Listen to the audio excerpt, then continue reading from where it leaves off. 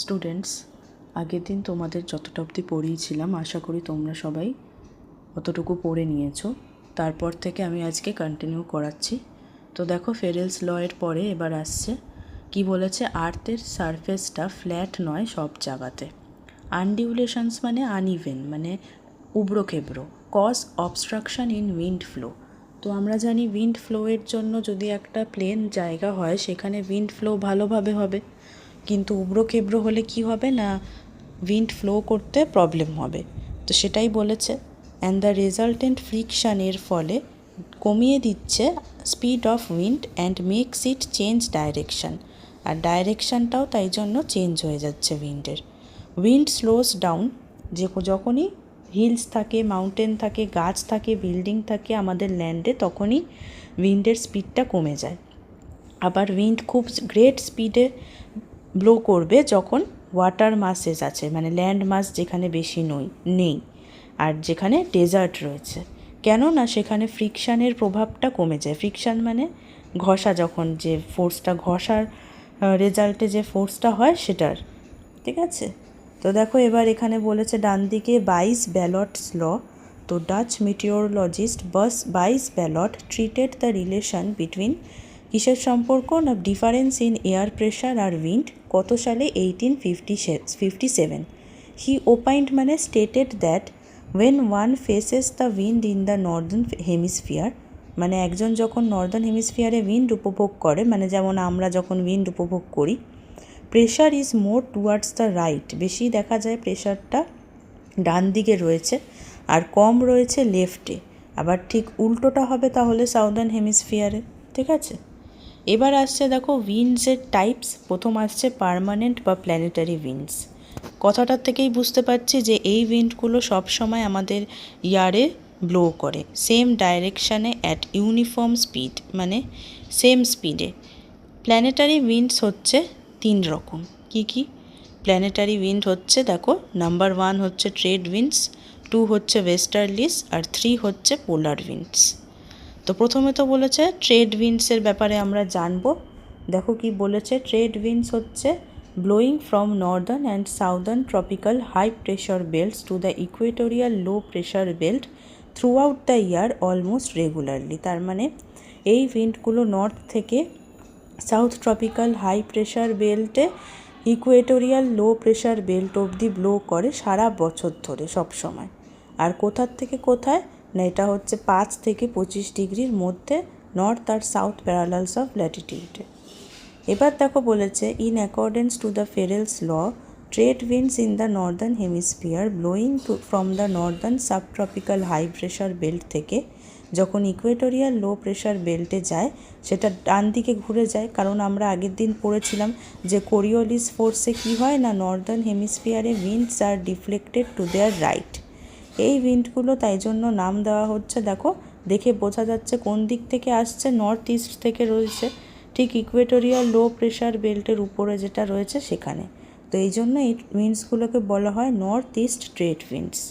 Similarly southern হেমিস্ফিয়ারে trade উইন্ডসগুলো ঘুরে যায় কোন দিকে, লেফটে, যখন ট্রাভেল করে southern subtropical high pressure belt থেকে ইকুয়েটোরিয়াল লো প্রেশার বেল্টে। দেখো দেখে বোঝা যাচ্ছে কোন দিক থেকে আসছে না, সাউথ ইস্ট থেকে আসছে।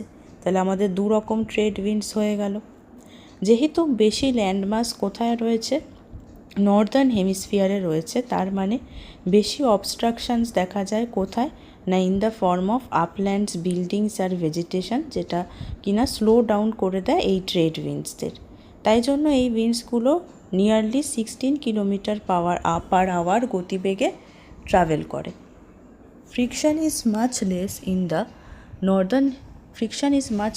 the southern hemisphere। কেন না ওখানে বেশি ওয়াটার মাস রয়েছে, তাই জন্য ট্রেড উইন্ডস ট্রাভেল করছে কত স্পিডে, 22 থেকে 30 কিলোমিটার পার আওয়ারে।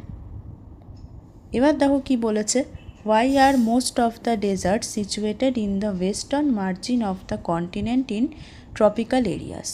তো দেখো বলেছে যে in tropical areas of both hemisphere, মানে নর্থ আর সাউথ দুটো হেমিস্ফিয়ারে ট্রপিক্যাল জোনে ট্রেড উইন্ডসরা ব্লো করে ফ্রম ওয়ার্ম জোন থেকে টু ইভেন ওয়ার্মার ইকুয়েটোরিয়াল জোনে চলে যায়, আর তাই জন্য টেম্পারেচারটা বেড়ে যায়।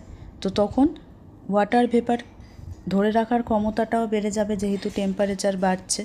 তাই জন্য উইন্ডরা কী করে, কজ করে more rain in east coasts of continent than in the west coast, তাই তো? তাহলে আমরা এখানে কন্টিনেন্টগুলোর যে কোস্ট আছে সেখানে ইস্ট কোস্টে বেশি রেন দেখতে পাবো, কেননা ইস্টের দিক থেকে আসছে উইন্ডটা, নর্থ ইস্ট থেকে, নর্দার্ন হেমিস্ফিয়ারে। তো ইস্টের দিকে বেশি বৃষ্টি পাবো কম্পেয়ার টু ওয়েস্ট কোস্ট। তাই জন্য ওয়েস্টার্ন যে বাউন্ডারিগুলো এই সমস্ত দেশের, দেশ তো নয় কন্টিনেন্ট, সেখানে ওয়ার্ম ডেজার্ট হয়ে যায়। যেমন এক্সাম্পল খুব কমন দেখো, বলেছে সাহারা আফ্রিকাতে, যেটা নর্দার্ন হেমিস্ফিয়ারে রয়েছে। দেন আছে Kalahari desert in Africa southern hemisphere, এটা কিন্তু আবার পড়ছে।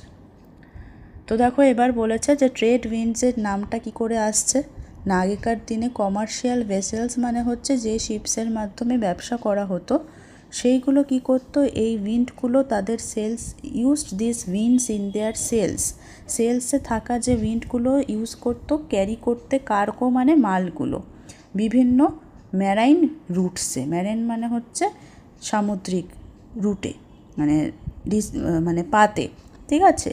তাই জন্য এই উইন্ডগুলো যেহেতু তাদের ব্যবসার জন্য হেল্প করতো, তাই এই নামটা হয়েছে ট্রেড উইন্ডস। নেক্সট দেখো আসছে একটা important concept, intertropical convergence zone. তো the north east and south east trade winds meet in the equatorial region, ঠিক আছে? East and south east trade উইন্ডসটা কোথায় এসে মিট করছে না, ইকুয়েটোরিয়াল রিজিয়নে। তাই জন্য যেই জায়গাটার নাম হয়ে গেছে ইন্টারট্রপিক্যাল কনভার্জেন্স জোন বা ITCZ। আর এটার আরেকটা নাম, এটাও মনে রাখতে হবে, খুব ইম্পর্ট্যান্ট, ইকুয়েটোরিয়াল কাম রিজিয়ন।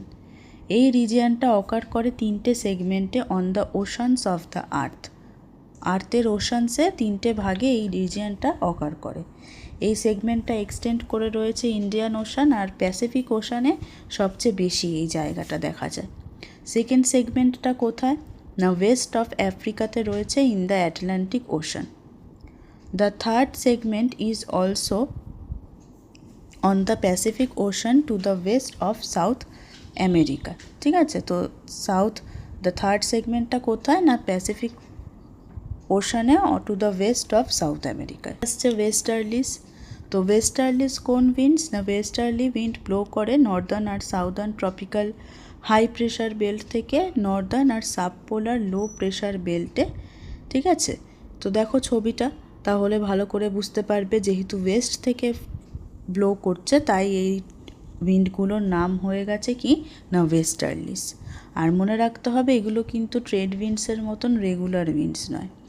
তাহলে ওয়েস্টার্লিস কোথায় কোথায় ব্লো করছে না, বিটুইন 35 ডিগ্রি আর 60 degree north and south parallel of latitude. Next দেখো বলেছে, in accordance to the Ferrel's law, westerlies in the northern hemisphere blowing from the northern subtropical high pressure belt to the arctic subpolar low pressure belt are deflected to the right.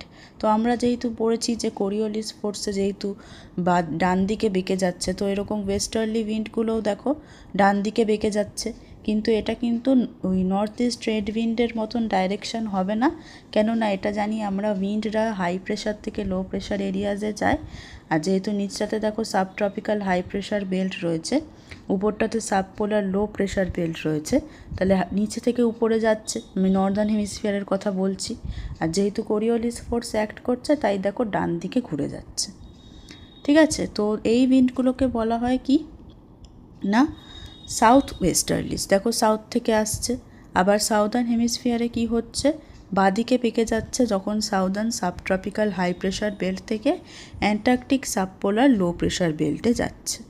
আর যেহেতু southern হেমিস্ফিয়ারে land মাস কম, তাই জন্য বেশি fast blow করে southern হেমিস্ফিয়ারে westerlies. এরপর দেখো বলেছে যে temperate grasslands have formed on the way of westerlies in the eastern and central parts of the continent. তাহলে এই যে আমাদের কন্টিনেন্টের ইস্ট দিকে আর ভেতরের দিকে কি ফর্ম হয়েছে, টেম্পারেট গ্রাসল্যান্ডস, যেখানে ওয়েস্টার্লিস ব্লো করে। তো আমরা জানি ওয়াটার মাসেস মানে যেখানে জল সেটা বেশি গরম হয় ল্যান্ড মাসের থেকে, কোন সময় না, উইন্টারে। তো ময়েশ্চার লেডেন ওয়েস্টার্লিজ মানে যে উইন্ডগুলোতে ময়েশ্চার খুব বেশি পরিমাণে আছে, যেটা ইস্টের দিকে চলে আসে, তখন বৃষ্টিফল করে ওয়েস্টার্ন পার্ট অফ দ্য কন্টিনেন্টে। কোন সময় না, উইন্টারে। এইটাই হ্যাপেন করে কখন না, মেডিটেরেনিয়ান কোস্টসেও। কিন্তু বৃষ্টিফলটা কমে যায় যখন ইস্টের দিকে যায়, ঠিক আছে? তো তখন কি হচ্ছে না, দেখো এটা ঠিক উল্টোটা হচ্ছে। যেহেতু ওয়েস্টার্লিজ মানে ওয়েস্ট থেকে আসছে, তাহলে ওয়েস্টার্ন পার্ট অফ কন্টিনেন্টে বেশি বৃষ্টিফল করছে, তাই তো? যেটা আমরা আগে নর্থ ইস্ট ট্রেড উইন্ডসে পড়ছিলাম যে ইস্টার্ন দিকে বেশি বৃষ্টিফল করছিল, ঠিক আছে? তো এখানে দেখো যেহেতু ওয়েস্টার্লিজটা বেশি, এটা প্রভাবটা উইন্টারে দেখা যায়, তাই এটা উইন্টারের কথাটা বলা হচ্ছে। তো এটা কখন দেখা যাচ্ছে, মানে কোথায় দেখা যাচ্ছে না, মেডিটেরেনিয়ান কোস্টসে আসছে। তো ঠিক সেভাবেই যেহেতু ওয়েস্টার্ন পার্টে বেশি বৃষ্টি হচ্ছে, তো ইস্টের দিকে যখন যাচ্ছে তখন কি হচ্ছে, রেনফলটা কমে যাচ্ছে। তাই জন্য টেম্পারেট গ্রাসল্যান্ড ফর্ম হচ্ছে। টেম্পারেট গ্রাসল্যান্ড মানে কি না, যেখানে neither too hot not too cold, যেখানে গ্রাসল্যান্ডস মানে জায়গা রয়েছে, ঠিক আছে? সেইখানটাতে কোথায় না, আমাদের ইস্টার্ন আর সেন্ট্রাল পার্ট অফ কন্টিনেন্টে এটা লাই করে।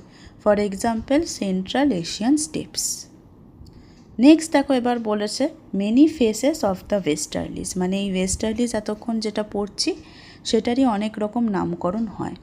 নাম্বার 1 দেখো কি বলেছে না, রোরিং ফর্টিস। রোরিং ফর্টিসটা কখন হয় না, 40 ডিগ্রি সাউথ প্যারালালস অফ ল্যাটিটিউডে। মনে রাখবে এগুলো কিন্তু সবকটা, এই যে রোরিং ফর্টিস, ফিউরিয়াস 50s বা হাউলিং 50s, এগুলো কিন্তু সব স্ক্রিমিং 60s, সব কিন্তু সাউদার্ন হেমিস্ফিয়ারে হচ্ছে। কেননা এখানে উইন্ড খুব ইজিলি ব্লো করবে ফাস্ট গতিবেগে, এখানে যেহেতু ল্যান্ডমাস কম রয়েছে, জল বেশি রয়েছে। আর যখন এখানে ব্লো করে তখন খুব আওয়াজ হয়ে ব্লো করে, ঠিক আছে? তো এগুলোই হচ্ছে এখানকার ল্যাটিটিউড অনুযায়ী ওয়েস্টার্লিজের নামকরণ। রোরিং ফর্টিস হচ্ছে 40 ডিগ্রি সাউথ প্যারালাল অফ ল্যাটিটিউডে, ফিউরিয়াস 50s বা হাউলিং 50s হচ্ছে আরও ফাস্ট 50 ডিগ্রি সাউথ প্যারালালে, আর হচ্ছে গিয়ে স্ক্রিমিং 60s, এটা আরও ভায়োলেন্ট, খুব জোরে আওয়াজ হয়, ঠিক আছে, উইন্ডের, সেটা কোথায়, 60 ডিগ্রি সাউথ প্যারালাল অফ ল্যাটিটিউডে। এবার আসছে পোলার উইন্ডস। তো the dry and cold polar winds blow throughout the year from polar high pressure belt থেকে। তাহলে এবার হচ্ছে গিয়ে লাস্ট যেটা রয়েছে একদম উপরে, যেটা রেড কালারের জায়গাটা রয়েছে, ঠিক আছে, মানে একদম উপরে পোলস যে রয়েছে সেখান থেকে যাচ্ছে সাব পোলার লো প্রেশার বেল্টে। তো যেহেতু হাই প্রেশার থেকে লো প্রেশার বেল্টে যাচ্ছে উইন্ড সবসময় যায় জানি আমরা, আর যখন নর্দার্ন হেমিস্ফিয়ারে উইন্ড ডিফ্লেক্ট করে রাইটে বেঁকে যাচ্ছে কোরিওলিস ফোর্সের জন্য, যেটা আমরা ঠিক নর্থ ইস্ট ট্রেড উইন্ডে যেরকম হচ্ছিল ঠিক সেরকমভাবে অ্যারো দিয়ে দেখো করা হয়েছে। তো সেরকমভাবে এটাও সেম ডাইরেকশানে তাহলে অ্যারোটা হলো। আর এটা মনে রাখতে হবে 70 ডিগ্রি নর্থ আর 80 ডিগ্রি নর্থ প্যারালালস অফ ল্যাটিটিউডে হচ্ছে নর্দার্ন হেমিস্ফিয়ারে।